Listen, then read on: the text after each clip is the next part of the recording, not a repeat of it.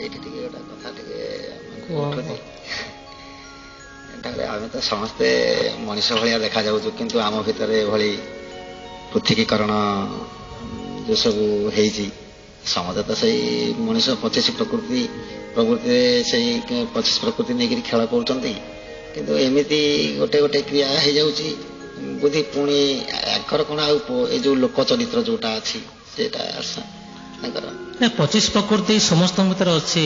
କେତେକ ପ୍ରକୃତି ସେମାନଙ୍କର ଲୋକ ଚରିତ୍ର ସେଇ 25 ପ୍ରକୃତି ମୁହୂର୍ତ୍ତ ପାଇଁ ତାର ସତ୍ କଥା ବାହାରୁଛି, ମୁହୂର୍ତ୍ତ ପାଇଁ ସେ ବିବେକୀ ବନ୍ତ ହେଇପାରୁଛି ଆଉ ସୁବୁଦ୍ଧି ହେଉଛି, ବହୁଳ ନୁହେଁ। କିନ୍ତୁ ମାନବର ଭିତରେ ବହୁଳ ଦେଖାଯାଏ ସାତ୍ତ୍ୱିକ ବୃତ୍ତିର ଭାବ, ସାତ୍ତ୍ୱିକ ବୃତ୍ତିର ବିବେକୀ। ଆମ ଯେଉଁ ସ୍ଥୂଳ ବିବେକ ଅଛି, ସୂକ୍ଷ୍ମ ବିବେକ ମଧ୍ୟ ଅଛି, କାରଣ ବିବେକ ଅଛି, ସେ ପର୍ଯ୍ୟନ୍ତ ଆମେ ଯାଇପାରିବା ନାହିଁ। ତେଣୁ ସୂକ୍ଷ୍ମ ବିବେକରୁ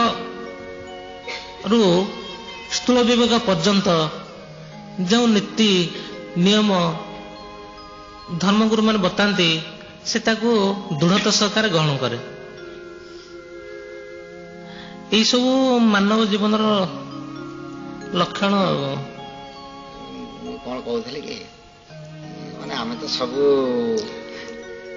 ତ ସବୁ ମଣିଷ ଭଳିଆ ଦେଖାଯାଉଛୁ, କିନ୍ତୁ ଆମ ଭିତରେ ଏଇଭଳି ଯେଉଁ ଲୋକ, ନର, ପୁରୁଷ, ମାନବ ଏଇଭଳି ସବୁ ପ୍ରଭେଦଟା କରାଯାଇଛି। ଆମେ ତ ସବୁ ମଣିଷ ତ ଦେଖିବାକୁ ପ୍ରାୟ ଏକା ପ୍ରକାରିଆ, କିନ୍ତୁ ସେଇ ସମସ୍ତଙ୍କ ଭିତରେ ସେଇ ଗୋଟିଏ ପ୍ରକାର ପ୍ରକୃତି ସେଇ 25 ପ୍ରକୃତିର ଖେଳ ହେଉଛି। କିନ୍ତୁ ଜଣେ ଏମିତି ମାନବ ହେଇଗଲା ବେଳକୁ ଜଣେ ଲୋକ ହେଇଯାଉଛି, ଜଣେ ନର ହେଇଯାଉଛି, ସେଇ ବୁଦ୍ଧି ତ। କିନ୍ତୁ ଏମିତି କାହିଁକି ସବୁ ହେଇଯାଉଛି? ସ୍ରଷ୍ଟାଙ୍କର ସବୁ ବୁଦ୍ଧି ଆଉ ବିବେକର ଖେଳ ନେଇକି ହେଇଛି। ଭିନ୍ନ ଭିନ୍ନ ପ୍ରକାର ବୁଦ୍ଧି, ଭିନ୍ନ ଭିନ୍ନ ପ୍ରକାର ବିବେକ ସେ ତାଙ୍କର ଦେଇଛନ୍ତି। ସେ ଭିନ୍ନ ବୁଦ୍ଧି ଆଉ ଭିନ୍ନ ବିବେକ ସମ୍ପନ୍ନ ବ୍ୟକ୍ତି ତାର ପିଣ୍ଡ, ଇନ୍ଦ୍ରିୟାଦି, ଭାବ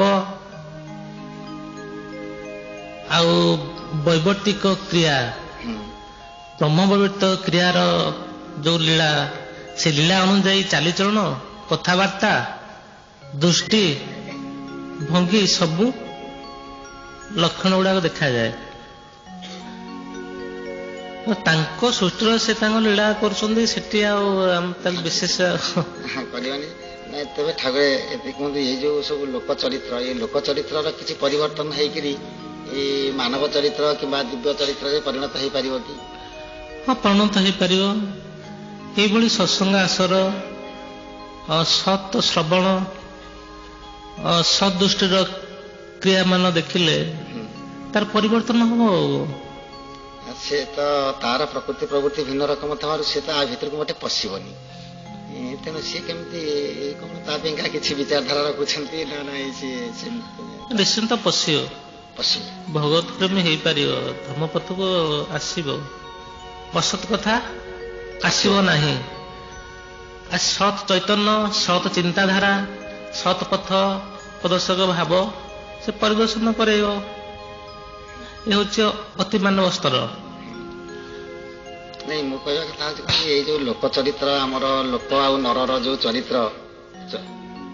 ଚରିତ୍ରଟା ଆମର ସମାଜ ପାଇଁ ଟିକେ ସୃଷ୍ଟି କରୁଛି, ବିପଦ ସୃଷ୍ଟି କରୁଛି। ତେବେ ସେମାନଙ୍କ ପାଇଁ ତାଙ୍କର ଯଦି ସେମାନେ ଶୋଧନ ହେଇଯାଆନ୍ତେ, ତାହେଲେ ସମାଜରେ ଟିକେ ଦୁଷ୍କୃତି ବିନାଶ ହୁଅନ୍ତା। ତେବେ ସେମାନେ ଶୋଧନ ହେଇପାରିବେ କି? ସେଥିପାଇଁ ଆପଣଙ୍କର କିଛି ଶୋଧନର ପଥ ଅଛି। ସେମାନେ ପରିବର୍ତ୍ତନ ହେଇକରି ପୁରୁଷ ବା ମାନବ ବା ମହାମାନବ ପର୍ଯ୍ୟନ୍ତ ଯାଇପାରିବେ।